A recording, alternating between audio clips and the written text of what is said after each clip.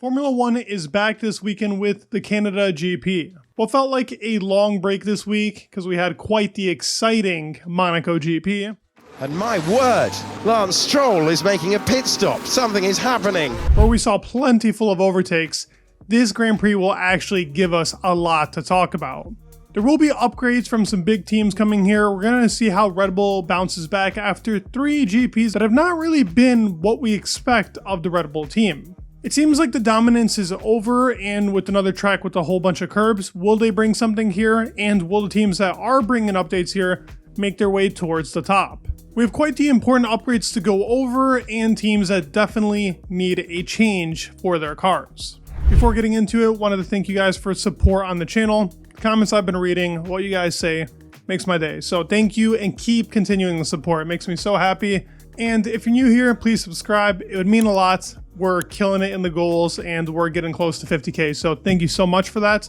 But let's get started with what updates or upgrades are coming here for the Canadian GP. Big team that I want to talk about first is actually Williams. I haven't spoken too much about them. I'm obviously wearing the shirt, but the team is bringing upgrades that are going to massively turn around this 2024 season for them here in Canada. Last year in Canada, we saw the Aston Martin team bring updates, and same with Williams. That's where we also saw Alex get his first P7 position in a Williams car in a very, very long time, and it's been one of their best Grand Prix for a long time. The team has been massively struggling on an overweight car that is losing them close to 5/10. They say about 4.5. But considering how close it is between all these teams, to be losing that amount of time is way too much in this day and age in Formula 1. This upgrade is supposed to combat that weakness, so we should expect changes all around the car for aerodynamic efficiency, but just overall a lighter weight chassis for the car, and upgrades that should be improving the flow of the car to give them that time that they were losing. This will really help Alex. Hopefully we see Logan get these upgrades as well. It's kind of been a one-man team as of right now. Logan has been behind though. He hasn't ever had the updates on the same Grand Prix like Alex Albon. In Monaco, he was running the old 2023 spec. So it would be nice to see if they're evened out, but obviously Logan still has a lot more to look into to really improve this 2024 season. This could be a major upgrade for them and help propel them up to pretty much that RB level and where Aston Martin is kind of sitting at right now. But let's see if they work out and everything kind of correlates to what they've been saying. It would be huge. I'd love to see Williams actually make a jump and see Alex get back in that crazy 2023 form he had. Next team I want to go over briefly is Red Bull. Now they've brought updates in both Monaco, they had updates in Imola as well, floor upgrades to be specific. And Marco has pointed out that when you raise this car, you lose a lot of downforce here. He says, our car has a concept where we focus on aerodynamic efficiency and we can't raise it off the ground to better handle the curbs without losing a lot of downforce. Max has been very adamant this week on that the simulator is not correlating to what they're seeing on track. He said this has been a problem for the past couple of years. Now, some of these news outlets are making this a way bigger thing. I don't really think that this is that big of a deal. Maybe there's some slight issues. That RB19 was running on everything pretty much perfectly, but as he said, that RB19 was able to mask what they had as problems because they were so ahead. If we look at last year, it was one of the only Grand Prix that the Aston Martin team was actually within a tenth of pace of Red Bull, so it's going to be tricky for them this weekend. I think it's going to be another one of those, can they get the setup right? What are they going to have to compromise here? But there won't be any updates for this team unless they're bringing some parts that they haven't announced. They do say that big parts are coming soon. I would probably expect that maybe something in Barcelona and then a huge update package in Silverstone. Speaking of the team that was within 2/10 last year, it's Aston Martin, the downgraders. Now from what we know, there's nothing major coming here. We could expect some track specific parts, at least from what's being told, but they're trying to optimize what they got.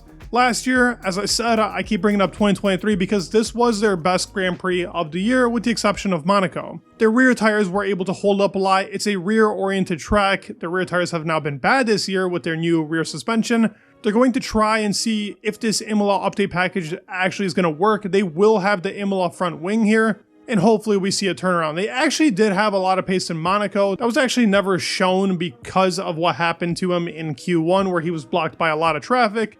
Lost about 5/10. That lap would have put him in about P2 or 3 anyways. So there was time to find with this Aston, and they had potential to maybe even get a podium position off of qualifying alone considering what the Monaco Grand Prix is. But that's a lot of ifs and buts, and we know what Max said about ifs and buts. Yeah, but I mean, it's always if, right? If my mom had balls, she would be my dad, so yeah. So we'll see on a track like Canada that's kind of a mix between a street and a traditional track, whether this Aston team is actually making some improvements. My hope is not high, but I would really like to see some improvement because 2023 was a disaster in upgrades, and 24 seems to be going in the wrong direction as of currently. But on a good note, Mercedes says they're going in the right direction with updates coming here into Canada. From everything that I've covered, it seems like Williams will be bringing the biggest update package, but Mercedes will not be far behind on what they are bringing. Their huge upgrade package they've been talking about is either going to come here or Barcelona, maybe they even save it for Silverstone, but they say the progress that's being made on this car, in the little updates that they have brought, like the floor edge, revising some of the front wing, rear wing, and beam wing, has all added performance to the team, and Total believes they're finally on the right track with the W15. James Allison has also said that the team is now in a better aerodynamic baseline, figuring out what's been the problems with the car, and the correlation seems to be getting a bit better. Now, we obviously know that Aston and both Mercedes share the same wind tunnel. A lot of problems arise from that wind tunnel and data that's being correlated. So maybe now they're finally making progress on that. Now, I just want to tell you guys though, we've heard this multiple times in 22, in 23, about progress being made, and then they just stagnate out. So while it is hopeful, it's something that's definitely suspicious with this team, and we don't know whether it's truthfully happening or it's just been a nice run of a couple Grand Prix. Now we did see though in Miami, where it was super hot weather, they were able to perform still pretty good, with them actually keeping up with Checo from Lewis Hamilton's side, and the floor edge upgrade did end up working out.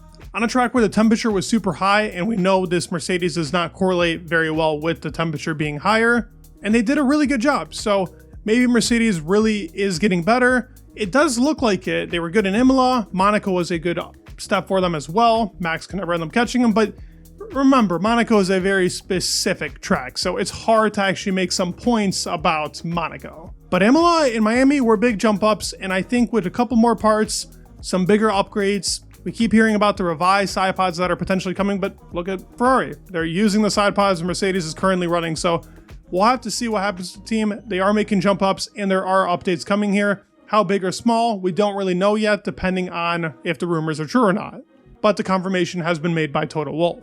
It's going to be fun. I think this is going to be another one of those close Grand Prix. Maybe Barcelona is going to be where we see Red Bull step up. Even Marco's saying if we're not ahead there, then we're really in trouble, because that is where the car can lay the lowest. Teams here can really use that ride height to their advantage, but updates are going to play a big part. With Mercedes jumping up, they were really strong here as well, and hopefully Aston can get it figured out. I really pray that they can finally get a handle on their 2024 car, because the 2023 car pretty much ended up being the same car they had in the beginning of the season, so let's hope that's not going to happen here for Aston Martin.